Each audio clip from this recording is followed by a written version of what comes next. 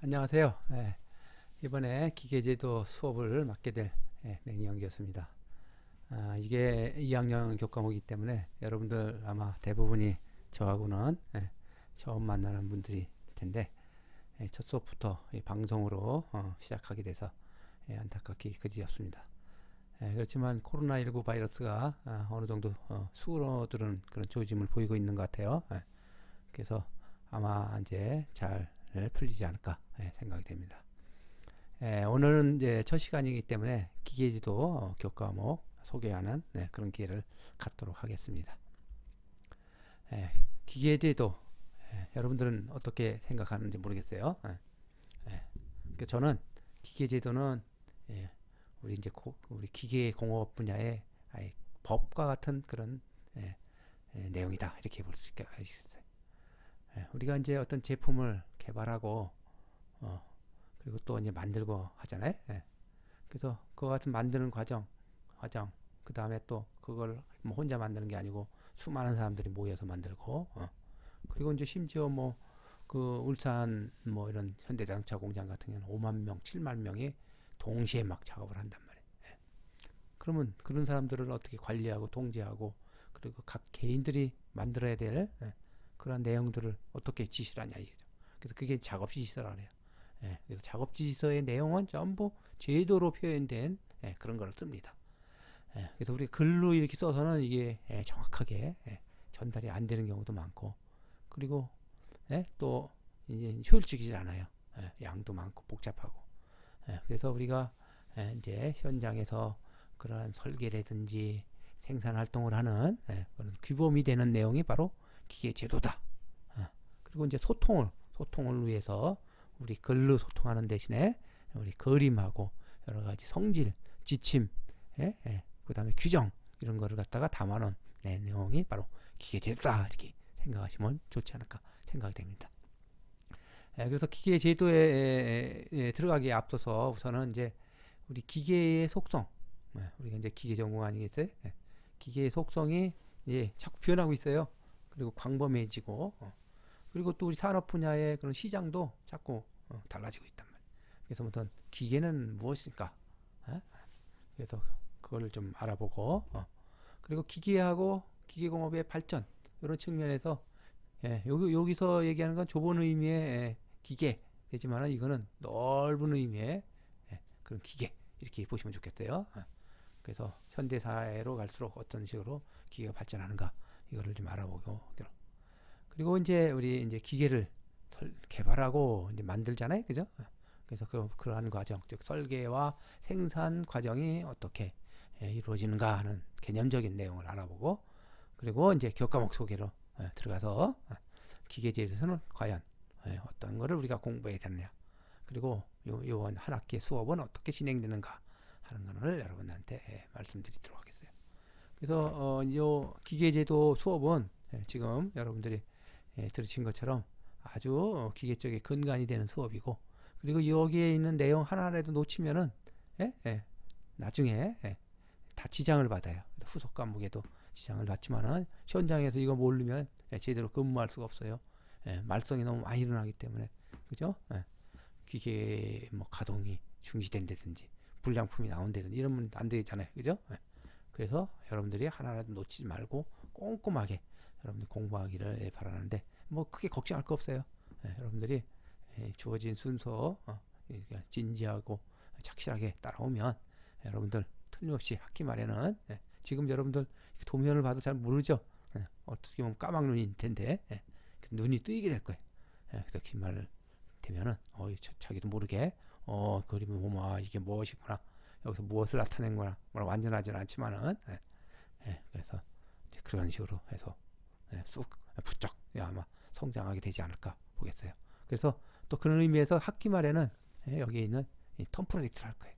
그래서 이 텀 프로젝트를 통해서 여러분들이 종합 실습을 해가지고 한 학기 동안 배운 게 어느 정도인가 하는 거를, 그리고 요거는 또 팀으로 그러니까 조를 구성해가 팀을 구성해가지고 팀별로 해서 프로젝트 발표해서 같이 할 거예요. 그럼 서로 협동해서 이렇게 물어도 보고 토론도 하면서 요번 한 학기 수업을 마치도록 같이 하겠습니다. 그럼 먼저 기계란 무엇인가 이거를 알아보기로 하겠어요. 우리가 기계라고 안 하고 어떤 때 기구 그러죠, 그죠? 그럼 기구하고 기계는 어떻게 다른가? 이걸 한번 해볼까요? 기구는 무슨 뭐 동력을 전달하는 그런 거라든지, 그죠? 그 다음에 뭐 어떤 작업을 도와주는 부분이라든지 이런 것도 기구예요. 그렇지만은 기구가 혼자 작동을 못 한단 말이에요.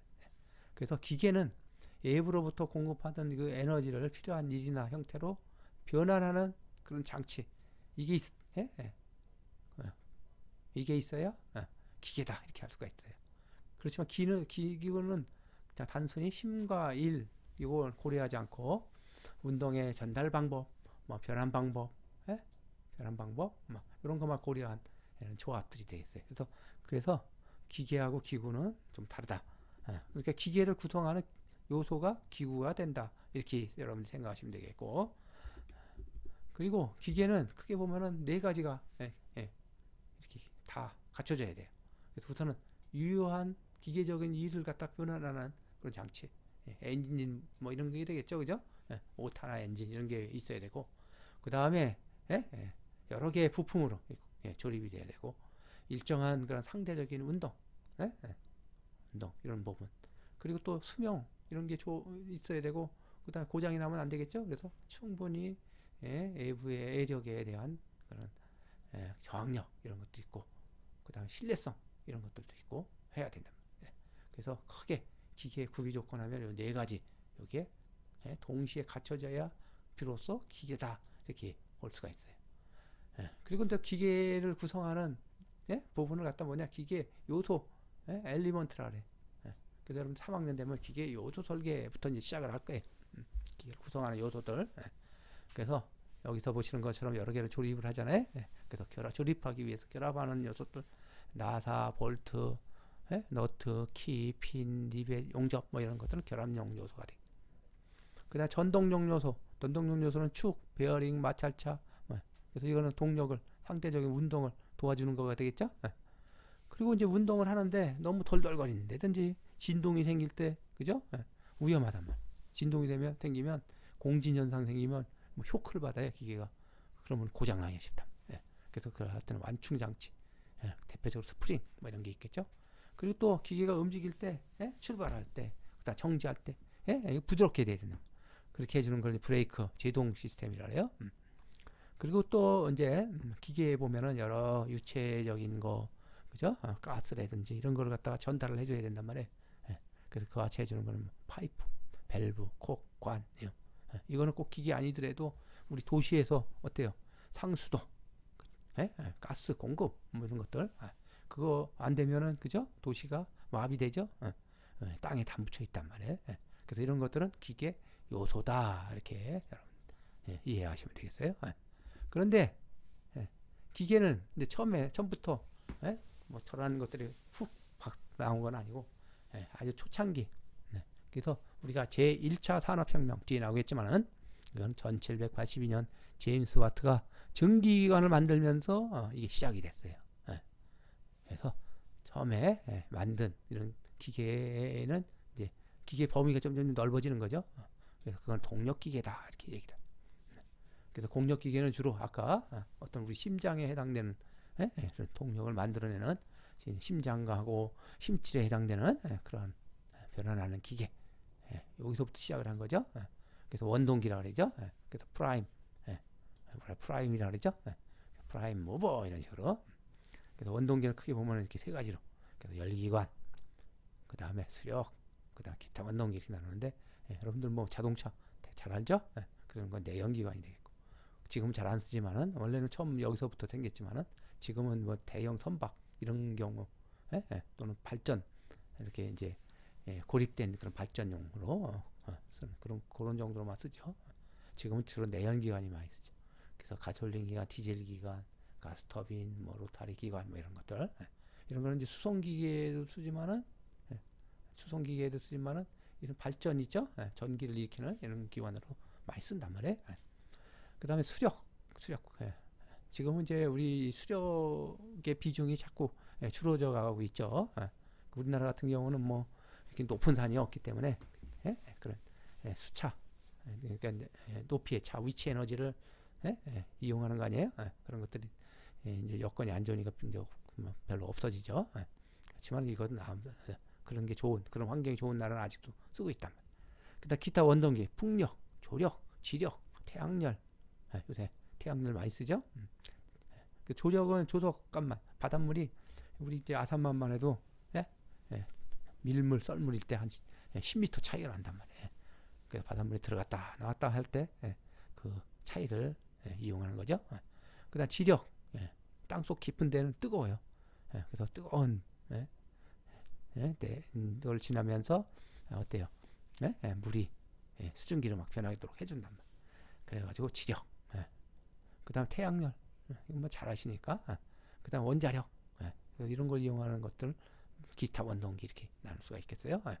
그래서 이제 이게 먼저 발달이 되고 이게 있어야 이제 그다음 어떤 사람에 필요한 그런 활동을 할 수가 있으니까 이게 먼저 발달이 되고 그 다음에 이제 발달된 게 동력 기계를 받아가지고 에너지를 받아가지고 어떤 작업 목적에 해당되는 것을 갖다가 일으키는 이런 것들 작업 기계다.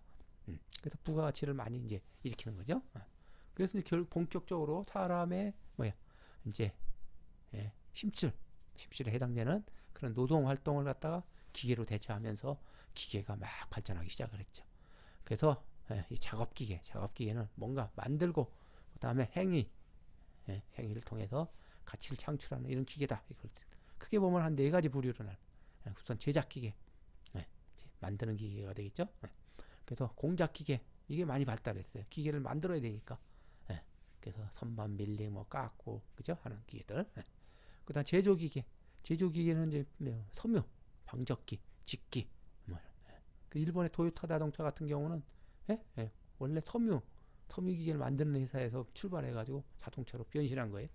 이런 식으로. 그래서 일본 토요타 그 박물관 거기 가면은 자동차만 있는 게 아니고 섬유 기계들 쭉 전시를 해놨더라고요. 그다음 제지기계, 인쇄기계 뭐 이런 것들도 다 제조기계예요. 그리고 이제 우리 사람이 뭐 어디 이동한다든지 그죠? 어떤 물건을 갖다가 물류를 한다든지 화물을 한다든지 이런 거에 사용되는 것도 굉장히 발달했죠. 그래서 수송기계는 교통 뭐 잘 알죠? 이건 전자가 아니고 전차가 되겠는데 미스프린트예요. 자동차 그다음 항공기, 선박 그다음 운반기계 여러 가지 그죠? 컨베이어라든지 그죠? 엘리베이터 에스컬레이터 체인, 블록, 호이스트, 크레인 뭐 이런 것들이 다 운반기계예요. 그다음 건설기계는 건설 현장에서 쓰는 뭐 기계들 불도저, 스크래퍼, 굴삭기 그죠? 그리고 또 구멍을 뻥 뚫어요. 지하로 막 4km까지 뚫을 수가 있어요. 시축이라든지 차감기라든지 그다음에 여러 가지 돌덩어리라든지 이런 것들 분쇄하는 분쇄기들 이런 것들을 건설기계. 그리고 기타 뭐 경운기, 컴바인 이런 거는 농기계가 되겠죠. 그 다음에 이제 건조기, 냉동기 이런 산업 설비가 되겠대. 이런 것들. 그래서 이러한 것들이 이제 점점 발달을 하면서 우리 부가가치를 높여주는 그런 시대로 이제 발전이 막 된 거죠. 그래서 우리가 이제 18세기 산업혁명 이게 1차 산업혁명이에요. 이게 일어나면서 공업화가 됐어요. 그래서 아까 얘기한 대로 여러 가지 작업기기들이 발달하고 매스 프로덕션이 막 생긴 거죠. 그러다가 이제 3차 산업혁명 이게 자동화가 3차 산업혁명이라고 볼 수 있겠다. 그리고 4차 산업혁명 지식정보, 융복합화 뭐 이런 방향으로 발전이 되고 있어요. 그래서 요거는 제가 이 4차 산업혁명과 제조산업 해가지고 요 기계 분야가 어떻게 발전하고 하는가 하는 거를 갖다가 그런 4차 산업혁명의 발전 방향하고 연결시켜서 제가 여러분들한테 설명을 해드릴까 합니다. 잠깐 쉬었다가 여러분 계속하기로 하겠어요.